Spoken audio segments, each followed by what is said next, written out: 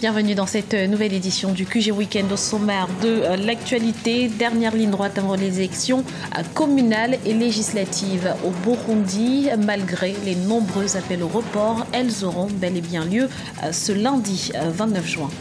L'Afrique du Sud envisage de quitter la Cour pénale internationale. Le gouvernement est soupçonné de viol de la Constitution et des engagements internationaux dans l'affaire Omar El-Béchir. Et puis le Nigeria subit une crise monétaire couplée à un déficit croissant. La dette globale des 36 États s'élève actuellement à 658 milliards de naira. Mais avant de développer ces titres, la République de Djibouti célèbre ce samedi 27 juin le 38e anniversaire de son indépendance. Une journée placée sous le signe de la liberté, de l'unité, de l'égalité et de la paix. À l'occasion pour le président Ismaïl Omar Guelleh de faire le bilan des principales réformes engagées par son gouvernement en vue d'assurer progrès et prospérité au peuple djiboutien. On écoute justement à ce propos le point de vue de Mohamed Kadami, président du FROUD. Après 38 ans, il y a quand même un épuisement du pouvoir parce que malgré la présence des militaires, c'est-à-dire des bases militaires occidentales et même chinoises bientôt, malgré les rentes stratégiques, c'est-à-dire ces bases payent quand même des loyers pour le pouvoir, plus de la moitié de la population aujourd'hui sont dans une situation de quasi-famine. Si vous allez dans la région du nord ou de nord-ouest, on remarque que les gens ne mangent pas leur faim, vraiment il y a une situation de quasi-famine, et sans oublier le fait que dans ces régions, par exemple, aucune ONG ne peut se rendre, et que les exactions, ça a été déjà dénoncé il y a quelques mois, depuis le mois d'avril, il y a une répression terrible contre les populations de ces régions. Et c'est la raison pour laquelle aujourd'hui on est dans une impasse totale, et c'est la raison pour laquelle toute la population, toutes tendances confondues, toutes les communautés confondues aujourd'hui, franchement, ne veulent pas du 4e mandat du président. Au Burundi, malgré les appels au boycott, les élections législatives et communales se tiendront ce lundi 29 juin. Une déclaration de l'ambassadeur du Burundi auprès des Nations Unies qui fait fi à des nombreux appels pour un report des scrutins en raison du climat politique et sécuritaire. Les détails avec Lise Elsi Akizimana. Les élections communales et législatives auront bel et bien lieu ce lundi 29 juin au Burundi. Alors que l'opposition et la société civile appellent au boycott des premières élections de 2015, l'UPRONA, un des partis proches de la majorité, fait campagne. Concilie Nibigira, la présidente de ce parti, se dit prête à y aller malgré l'absence de l'opposition.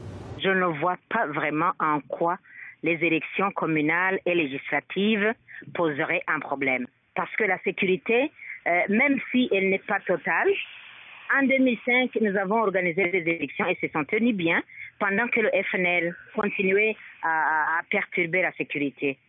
Et aujourd'hui, on ne comprend vraiment pas comment la société civile qui organise une manifestation contre le 3e mandat, qui n'est pas encore concernée par les premières élections, on ne comprend pas l'opposition qui boycotte les élections communales et législatives, disant qu'ils sont contre le 3e mandat.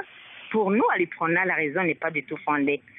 Les partis comme l'UPRONA, le FNL et le FRODEBU sont de grands partis politiques qui se sont divisés et qui comptent désormais 2 branches, l'une de l'opposition et l'autre proche du pouvoir en place. Cette dernière branche participe donc à ces premières élections de 2015. Objectif, éviter le pays de tomber dans un vide constitutionnel. L'entêtement du pouvoir de Bujumbura et le parti CNDD-FDD, y compris les partis satellites comme l'UPRONA de Concilie, est lié au fait que le président Nkurunziza n'a pas droit au 3e mandat selon la Constitution et les accords d'Arusha. Et il sait bien qu'en fonction du temps, il pourra tomber dans la transition, laquelle transition ne sera pas gérée par le président Nkurunziza. Donc il devra y avoir quelqu'un de neutre. Sur le terrain, du côté des partis qui vont aux élections, la campagne bat son plein. De l'autre côté, l'opposition radicale dénonce ce qu'elle a appelé une comédie d'élections. Vendredi, Ban Ki-moon, le secrétaire général des Nations Unies, avait suggéré au gouvernement de reporter ces élections afin qu'elles soient inclusives, transparentes et crédibles.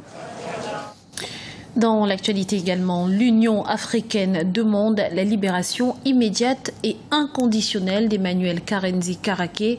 Le chef des services secrets rwandais avait été arrêté le 20 juin dernier par la police britannique à la demande de l'Espagne, soupçonné d'avoir une responsabilité dans la mort de 9 Espagnols au Rwanda en 1997. Il a bénéficié d'une liberté sous caution ce jeudi. Son audience d'extradition est prévue pour les 29 et 30 octobre prochains. L'Afrique du Sud pourrait quitter la Cour pénale internationale en cause l'affaire Omar el-Béchir. Le gouvernement sud-africain est soupçonné d'avoir participé à l'exfiltration du président soudanais sous le coup d'un mandat d'arrêt international. Le point sur la situation avec Arwa Barkala. L'information est arrivée par le ministre de la Justice. L'Afrique du Sud envisage de remettre en question sa collaboration avec la Cour pénale internationale. Le retour du président Omar el-Béchir au Soudan sans avoir été inquiété par les autorités sud-africaines cristallise les tensions entre la CPI et le gouvernement sud-africain. Des accusations de viol de la Constitution et des engagements internationaux de l'Afrique du Sud sont portés contre le gouvernement du président Jacob Zuma.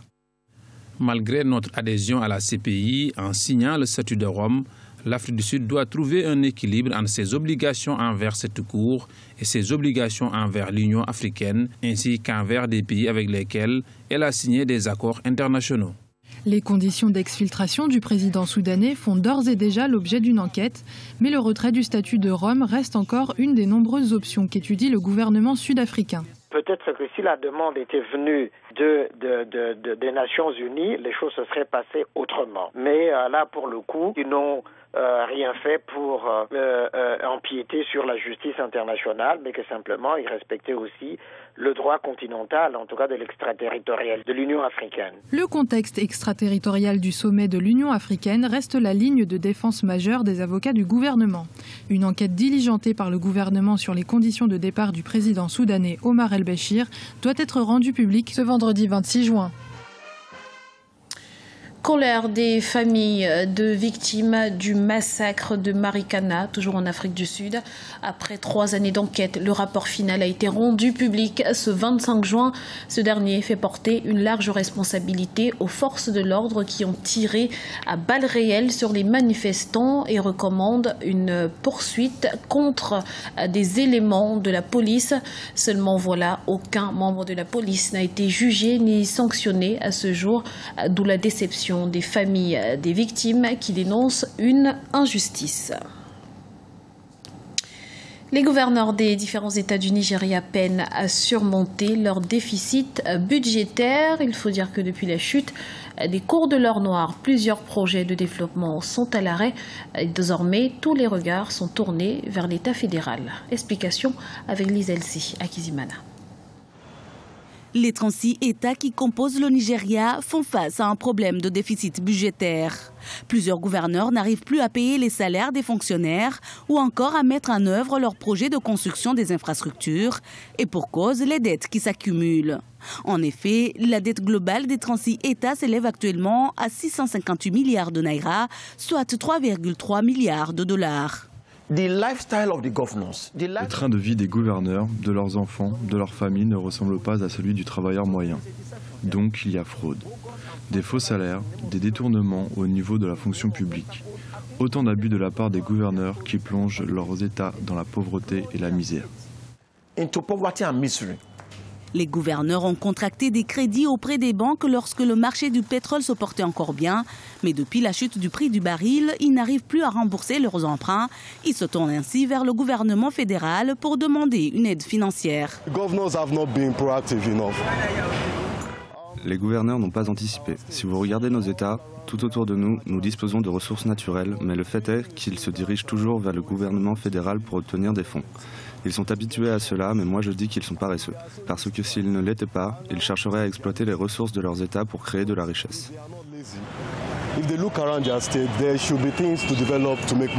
Ce problème de déficit budgétaire des États est dû à la corruption selon le président Muhammadu Buhari.